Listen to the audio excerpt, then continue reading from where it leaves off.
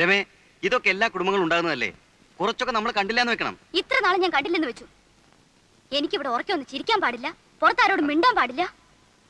ഇന്നലെ ഫ്രിഡ്ജ് തുറന്നപ്പോ പറയാ അറിയാൻ വയ്യാത്തവരാവുന്നു തുടണ്ടാന്ന്. എന്താ ഞാനിതൊന്നും കണ്ടിട്ടില്ലേ? അമ്മയുടെ സ്വഭാവം അതാണെന്ന് വെച്ച് അതങ്ങ് സഹിക്കുക. വേണ്ട, ഞാൻ ഇവിടുന്ന് വലിഞ്ഞേറി വന്നൊന്നുമല്ലല്ലോ. എനിക്കും വീട്ടുകാരൊക്കെ ഉണ്ട്. പക്ഷെ എനിക്ക് എന്റെ അമ്മ മാത്രമേ ഉള്ളൂ. അമ്മയാണ് എന്നെ വളർത്തി ഇതുവരെ ആക്കിയത്. നീ വന്നെന്ന് കരുതി അമ്മയെ പിടിച്ച് പുറത്താക്കാനൊന്നും എനിക്ക് പറ്റില്ല. വേണ്ട, ഞാൻ പുറത്തു പോയേക്കാം. അതാണല്ലോ ആവശ്യം. ഇവിടെ കാലുകുത്തി അന്ന് മുതൽ കേട്ടു തുടങ്ങിയത് ഓരോ കുത്തുവാക്കൾ. അമ്മായിമ്മ പോരെന്നൊക്കെ കേട്ടിട്ടുണ്ട്, പക്ഷെ ഇങ്ങനെ ഒരു പോര് ഞാൻ കണ്ടിട്ടില്ല. കൂടുതൽ സംസാരിക്കണ്ട. ഇന്നലെ കയറി വന്ന നീ ഇവിടെ ഭരിക്കാന്ന് വിചാരിക്കണ്ട. ആരെന്ത് കുറ്റം പറഞ്ഞാലും എന്റെ അമ്മ എനിക്ക് വലുതാ. അത് കഴിഞ്ഞിട്ടേ ഉള്ളൂ നീ.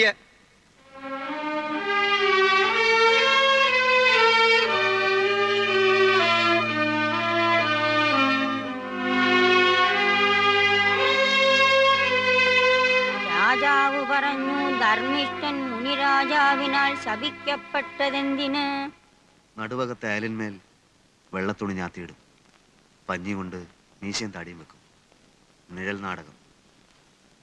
അമ്മയാണ് എന്നും കാഴ്ചക്കാരി. എനിക്കന്ന് 5 വയസ്സാ. ഇത്രയും കൂടി വലുതായപ്പോൾ കാലൂന്ത് വയലിലെ വെള്ളരിപ്പന്തലിലേക്ക് അരങ്ങ് മാറ്റി. വിഷമമാണ്. ഒരു സുപ്രഭാതത്തിൽ അഭിനയത്തോട് വിട പറയണമെന്നൊക്കെ പറഞ്ഞാൽ എനിക്കത് സാധിക്കില്ല. ഇത്രയും കാലം അഭിനയിച്ച ഏട്ടൻ എന്ത് നേടി? ഒന്നും നേടിയില്ല. നിങ്ങളുടെയൊക്കെ കാഴ്ചപ്പാടിൽ എന്റെ മനസ്സിന്റെ സംതൃപ്തിയാണ് എനിക്ക് വലുത്. നേട്ടം അത് തന്നെ. ഭാവിയെ പറ്റി ഒന്നും ആലോചിക്കേണ്ടെന്നാണോ? ഞാൻ മുരളിയേട്ടനോട് പറയാം, എന്തെങ്കിലും ബിസിനസ് തുടങ്ങാനുള്ള സഹായം. അല്ലേ? എനിക്ക് സൗകര്യമില്ല. ഒരു നാടക നടന്റെ ഭാര്യയായിട്ടാണ് നീ ഈ വീട്ടിലേക്ക് വന്നത്. കൂടുതലൊന്നും ആഗ്രഹിക്കണ്ട, എന്നിൽ നിന്ന് പ്രതീക്ഷിക്കുകയും വേണ്ട.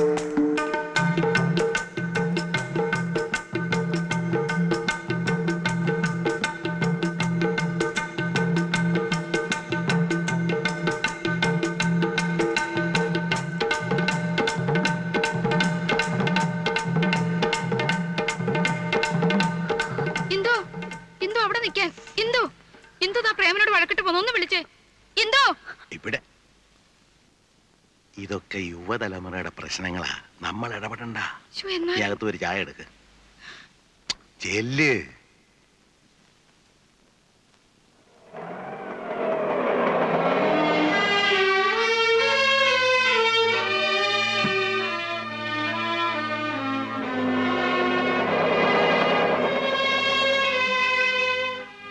എന്താ മോളെ ഒറ്റയ്ക്ക്? അങ്ങനെ തോറ്റു കൊടുക്കാനൊന്നും എന്നെ കിട്ടില്ല. ഞാനങ്ങോട്ട് വലിഞ്ഞേറി ചെന്നൊന്നല്ലോ. എന്നെ എന്റെ വീട്ടുകാരും കൊച്ചാക്കാനാ തള്ളയുടെ ഭാവം. അതിന് വേറെ ആളെ നോക്കണം. ഞാൻ പറഞ്ഞു ചോദിക്കാനും പറയുന്നത് എനിക്കും ആളുണ്ട്, കയറി കിടക്കാൻ സ്ഥലമുണ്ടെന്ന്. അമ്മയ്ക്ക് മോനും വരച്ച വരയിൽ നിർത്താൻ എന്നെ പോലുള്ള പെമ്പിള്ളേരെ ഇന്നത്തെ കാലത്ത് കിട്ടില്ല. ആരും അന്വേഷിച്ചു വന്നാ പറഞ്ഞേക്ക്.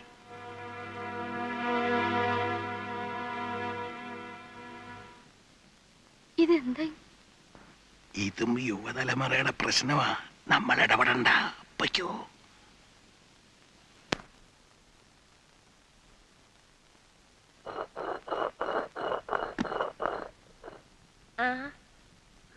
എന്താ മോളെ പെട്ടെന്ന് ഇങ്ങനെ? പ്രേമനോടെ?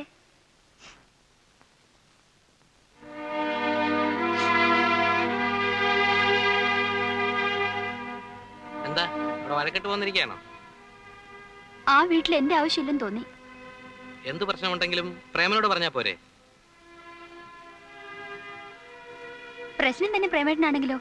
അപ്പൊ പിന്നെ ഉത്തരവാദപ്പെട്ട മറ്റുള്ളവരോട് പറയണം. അതുകൊണ്ട് എങ്ങോട്ട് പോന്നെ? അയ്യോ, അതിന് ഇങ്ങോട്ടാണോ പോരേണ്ടത്? കല്യാണം കഴിഞ്ഞാൽ ഭർത്താവിന്റെ വീടാണ് പെൺകുട്ടികളുടെ വീട്. ഭർത്താവിന്റെ അച്ഛനും അമ്മയും കഴിഞ്ഞ് മറ്റുള്ളവർക്ക് സ്ഥാനമുള്ളൂ. എന്തെങ്കിലും ഉണ്ടെങ്കിൽ അവരോടാണ് പറയേണ്ടത്, അവരെയാണ് അനുസരിക്കേണ്ടത്. അപ്പൊ കല്യാണം കഴിച്ച് അയച്ചു കഴിഞ്ഞാൽ നിങ്ങളുടെ എല്ലാ കടമയും തീർന്നോ? തീർന്നു എന്ന് തന്നെ പറയേണ്ടി വരും. മുരളി, അമ്മ ഒന്നും പറയണ്ട. ഇവൾക്ക് മാത്രമല്ല പല പെൺകുട്ടികൾക്കുള്ള അസുഖമാണ്. എന്തെങ്കിലും നിസ്സാര കാര്യത്തിന് ഭർത്താവുമായി പിണങ്ങുക, ആ വീട്ടുകാരായിട്ട് വഴക്കുണ്ടാക്കുക, എന്നിട്ട് പെട്ടിയും തൂക്കി നേരെയും പോരുക. സ്വന്തം വീടും ആങ്ങളമാരും ഒക്കെ ഉണ്ടല്ലോ എന്നുള്ള അഹങ്കാരമാണ്. അതിന് വളം വെച്ചു കൊടുത്താൽ പിന്നെ കൂടുതൽ ദുഃഖിക്കേണ്ടി വരും. എന്തു പ്രശ്നങ്ങളില്ലാത്ത കുടുംബങ്ങളില്ല. കുറെയൊക്കെ അഡ്ജസ്റ്റ് ചെയ്യണം എല്ലാവരും. തൊട്ടതിനെ പിടിച്ചതിനൊക്കെ ഫീൽ ചെയ്യാൻ തുടങ്ങിയാൽ പിന്നെ അതിനെ നേരം ഉണ്ടാവും. എന്തൊക്കെ എന്നെ പറഞ്ഞെന്ന് അമ്മയ്ക്കറിയോ? അതൊന്നും അമ്മ അറിയേണ്ട കാര്യമല്ല. പ്രേമനെ അവന്റെ കുടുംബത്തിനെ ഞങ്ങൾ അറിയാത്തൊന്നും അല്ലല്ലോ. വെറുതെ ചീപ്പ് സെന്റിമെന്റ്സ് കളിച്ച് സമയം കളയാതെ എന്റെ മോള് പോവാൻ നോക്ക്. ചേട്ടൻ ഇത്രയ്ക്ക് സ്നേഹമില്ലാത്തവനാണെന്ന് ഞാൻ മനസ്സിലാക്കിയിരുന്നില്ല. ഇപ്പൊ മനസ്സിലായല്ലോ. നേരം കളയാച്ചല്ലേ. ഏതായാലും വന്ന നിലയ്ക്ക് മോൾ എന്തെങ്കിലും കഴിച്ചിട്ട് പോയാൽ മതി. അമ്മ അതിനൊക്കെ ഇനിയും നേരമുണ്ടല്ലോ. അവള് പോയാലും ഇടയ്ക്ക് പ്രേമനായിട്ട് ഇങ്ങോട്ട് വരികയൊക്കെ ചെയ്യും. വാ, ഞാൻ നിന്നെ വീട് വരെ കൊണ്ടാക്കാം. വാ. അങ്ങനെ എനിക്ക് വേണ്ടി ബുദ്ധിമുട്ടൊന്നുമില്ല. ഇവിടം വരെ വന്ന എനിക്ക് തിരിച്ചു പോകാനുള്ള വഴിയും അറിയാം. മോളെ,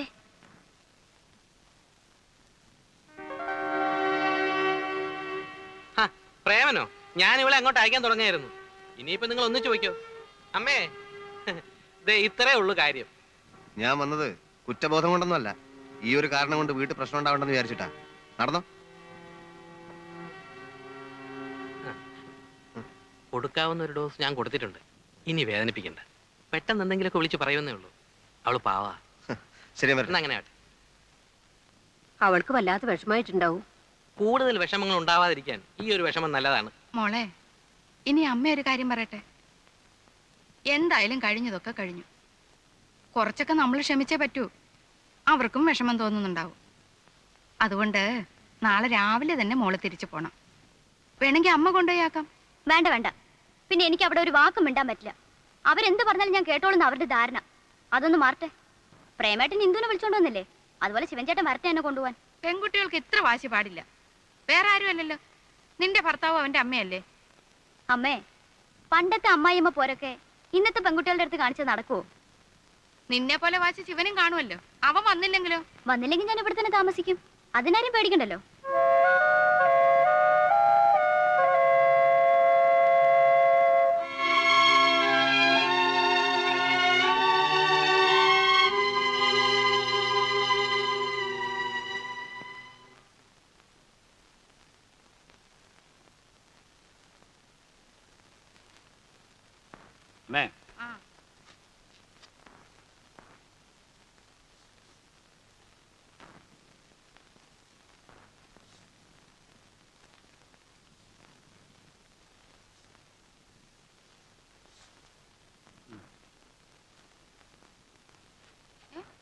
ഇത് 500 രൂപയല്ലേ ഉള്ളൂ? അതെ. എല്ലാ മാസം 1000 രൂപയല്ലേ നീ തരാറ്? അത് ഞങ്ങൾ രണ്ടുപേരുള്ളപ്പോഴല്ലേ. ഇപ്പൊ ഗീതയില്ലല്ലോ. നിന്റെ കാശും കൂടെ പ്രതീക്ഷിച്ചുകൊണ്ട് ഇവിടുത്തെ ചെലവൊക്കെ നടക്കുന്നതെന്ന് നിനക്കറിയില്ലേ ഉണ്ണിയെ? അറിയാം. അതുകൊണ്ടാണല്ലോ എന്റെ ചെലവിൽ 500 രൂപ തന്നത്. ഇങ്ങനൊക്കെ കണക്ക് പറയാൻ പാടുണ്ടോ? ഈ നിലയ്ക്ക് നിന്നെ 10 മാസം ചുമന്നതിന് ഞാൻ കണക്ക് പറയണമല്ലോ. ഓ, ജീവിതത്തിൽ ആദ്യമായിട്ട് എന്റെ ഭാര്യ ബുദ്ധിയോടെ ഒരു കാര്യം പറഞ്ഞു. ആ, അല്ല, നിന്റെ ഈ എണ്ണിപ്പെറുക്കിയുള്ള കണക്ക് പറച്ചിൽ കേട്ട് ഇവക്ക് എങ്ങനെങ്കിലും പറയാൻ തോന്നിയല്ലോ. കളിയാക്ക. ഏയ്, ഇന്നല്ലെങ്കിൽ നാളെ മാനേരാകാൻ പോകുന്ന നിന്നെ ഞാൻ കളിയാക്കൂ. ആലോചിക്കാതെ ഞാൻ ഒന്നും ചെയ്തിട്ടില്ല. ഈ വീട്ടിൽ വേണ്ടാത്ത ചെലവുകളൊക്കെ കൂടിക്കൊണ്ടിരിക്കുക. കരുതിയിരുന്നില്ലെങ്കിലേ അവസാനം കഷ്ടപ്പെടാൻ ഞാൻ മാത്രമേ ഉണ്ടാവൂ. പഴയ പോലൊന്നുമല്ല. ഇപ്പൊ എനിക്കൊരു കുടുംബമുണ്ട്, ഒരു കുട്ടി ഉണ്ടാവാൻ പോകുന്നു. അതെന്താ മനസ്സിലാക്കാത്തേ? പറയുന്ന കേട്ടാത്തൊന്നും നിനക്ക് മാത്രമേ കുട്ടികളും കുടുംബമൊക്കെ ഉള്ളെന്ന്. എടാ, നീ അടക്കം 4 പേരുടെ അച്ഛനാ ഞാൻ. വരുമാനം കുറവായിരുന്നപ്പോഴും അന്തസ്സായിട്ട് തന്നെ നിങ്ങളെയൊക്കെ ഞാൻ വളർത്തിയത്. ആ, അന്നച്ഛനെ ഞങ്ങളെ മാത്രം നോക്കിയാൽ മതി. ഇവിടെ ഇപ്പം അതാണോ സ്ഥിതി? ഇല്ലാത്ത കാശുണ്ടാക്കി ഒരുത്തിയെ കല്യാണം കഴിപ്പിച്ചയച്ചു. ആ ബാധ്യത സഹിക്കാം. ഒരു നിസ്സാര കാര്യത്തിന് വഴക്കുണ്ടാക്കി ദേണ്ട വന്നിരിക്കുന്നു. സൽക്കരിക്കാൻ നിങ്ങൾ പറയുന്ന ആൾക്കാർ. എന്റെ കാര്യം ആലോചിച്ച് ആരും വിഷമിക്കണ്ട. ആർക്കും ഒരു ഭാരമായിട്ട് ഒരു നിമിഷം പോലും ഞാൻ ഇവിടെ നിൽക്കില്ല. അറിയാൻ വേണ്ടി നീ തന്റെ കാര്യമാണെന്ന് അറിയാം. എന്ത് ചെയ്യാനും നീ മടിക്കില്ല. ഉണ്ണി, നീ ഒന്നും മിണ്ടാണ്ടിരിക്കൂ. അപ്പുറത്തും ഇപ്പുറത്തൊക്കെ ആൾക്കാരുള്ളതാ. ഞാനൊന്നുറക്കെ സംസാരിച്ചാൽ നിങ്ങൾ കുറച്ചിലാണല്ലേ. ഇവിടെ വന്നു കയറി ഒരുത്തി പെട്ടിയും തൂക്കി ഈ പടി കടന്നാണല്ലോ പുറത്തേക്ക് പോയത്. അപ്പൊ നിങ്ങൾ കുറച്ചിലുണ്ടായില്ല. ഉണ്ണി, രമയെ പറ്റി നിനക്ക് പറയാം. അവള് നിന്റെ പെങ്ങളാ. പക്ഷെ നിന്റെ അനിയന്റെ ഭാര്യയെ കുറിച്ച് പറയാൻ നിനക്ക് അവകാശമില്ല. അതും അവനോട് ഇല്ലാത്തപ്പോ. ആ, അവൻ എന്നേക്കാൾ യോഗ്യനാണ്. 1800 രൂപ ശമ്പളം വാങ്ങിക്കുന്ന ഞാനോ, മാസാമാസം 500 രൂപ തികച്ച് കയ്യിൽ വാങ്ങിക്കാത്ത പ്രേമനോ വലുത്? 1800 രൂപ ശമ്പളം വാങ്ങുന്ന നീ വീട്ടിൽ അവന് 500 രൂപ തരുന്നു. അതും കണക്ക് പറഞ്ഞുകൊണ്ട്. മാസം 500 രൂപ തികച്ച് കൈ മേടിക്കാത്ത പ്രേമൻ കിട്ടുന്ന മുഴുവൻ ഇവിടെ തരുന്നു. രണ്ടും തമ്മിൽ വ്യത്യാസമുണ്ട് മോനെ. എന്റെ നോട്ടത്തിൽ അവൻ തന്നെയാണ് വലുത്. നിന്നെ ഞാൻ വളർത്തി പഠിപ്പിച്ച് ഈ നിലയിലാക്കിയത് എന്റെ തെറ്റ്. പഠിപ്പിച്ച് വലുതാക്കിയ കാര്യമൊന്നും പറയണ്ട. ഞാൻ കഷ്ടപ്പെട്ട് പഠിച്ചതുകൊണ്ട് ഡിഗ്രി എടുത്തു. ഉണ്ടല്ലോ 2 വേറെ. ഒരുത്തൻ നാടകം കളിച്ച് നടക്കുന്നു, ഇനി ഒരുത്തൻ 10ാം ക്ലാസ്സിൽ വർഷങ്ങളായിട്ട് കുത്തുന്നു. കടന്നോ? മതി, നിർത്ത്. നീ മിടുക്കൻ. നീ 1000-ന് വരെ 500 രൂപ അവൻ 10ാം ക്ലാസ് കിടക്കുവോ? പ്രേമന് വരുമാനം കൂടുവോ? പിണങ്ങി വന്ന് നിന്റെ പെങ്ങൾ തിരിച്ചു പോവോ? വേണ്ട, നിന്റെ സഹായം ഇല്ലെങ്കിൽ നിനക്കും കൂടെ ചോറ് തരാൻ നിന്നെ കൊണ്ട് കഴിയും. ഡേ, ആ രൂപ അങ്ങ് തിരിച്ചു കൊടുത്തേ. കൊടുക്കാൻ കൊണ്ടുപോ. ഇനി നിന്റെ ഒറ്റ പൈസ അവിടെ തന്നു പോരുത്.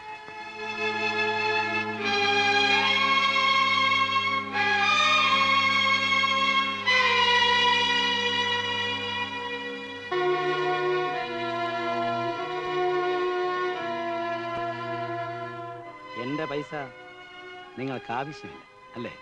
ഇല്ല. എന്നാൽ ഇത് മാത്രം പോരാ, വേറെ ഒരുപാട് കാശ് ഞാൻ ഈ വീട്ടിലേക്ക് ചെലവാക്കിയിട്ടുണ്ട്. അതെല്ലാം എനിക്ക് കിട്ടണം.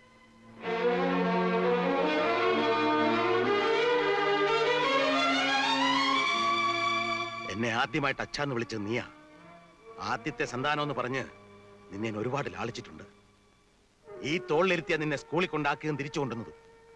ബുദ്ധിമുട്ടുകൾ അറിയിക്കാതെ നീ ആഗ്രഹിച്ച എന്തും വാങ്ങി തന്ന് നിന്നെ വളർത്തി വലുതാക്കിയ ഞാനാടാ. എനിക്കൊന്നും അറിയണ്ട. ബികോം ഡിഗ്രി ആയിട്ട് അലഞ്ഞു നടക്കുമ്പോൾ നിനക്കൊരു ജോലി വാങ്ങി തരാൻ വേണ്ടി ഞാൻ മുട്ടാത്ത വാതിലുകളില്ല. എത്ര പേരുടെ കൈയും കാലും പിടിച്ചാണ് നിനക്ക് ഈ ജോലി വാങ്ങി തന്നെ അറിയാവോടാ? എനിക്കൊന്നും അറിയണ്ടെന്ന് പറഞ്ഞില്ലേ? നിനക്കൊന്നും അറിയണ്ടല്ലേടാ. വേണ്ട. എങ്കിൽ ഇങ്ങനെ ഒരു മകനെ എനിക്ക് ആവശ്യമില്ല. ഇറങ്ങിപ്പോടാ.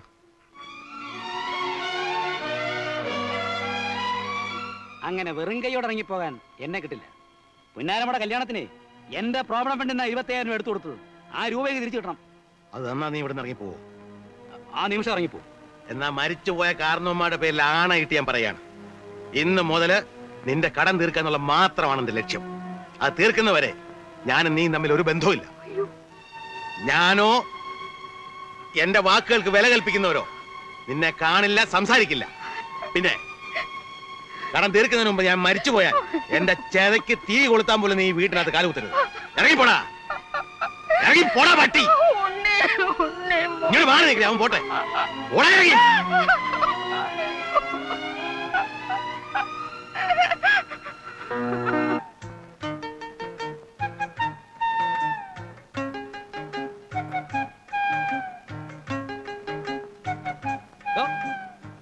എന്റെ വീട്ടിലേക്ക് ഞാൻ വാങ്ങിച്ച സാധനങ്ങൾ താനെന്തിനാ അങ്ങോട്ട് കൊണ്ടുപോകുന്നു? ഇതല്ലേ സാറിന്റെ വീട്? ഇതല്ലേ സാറിന്റെ വീടെന്ന്? ആ, ആയിരുന്നു. ഇപ്പൊ അല്ല. അടോ.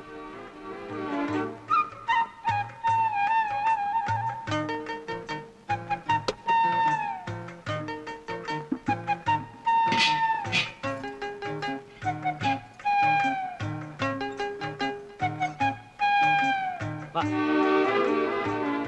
ആ, അങ്ങോട്ട് വെച്ചേരെ. അങ്ങോട്ട് വെക്കാനല്ലേ പറഞ്ഞേ?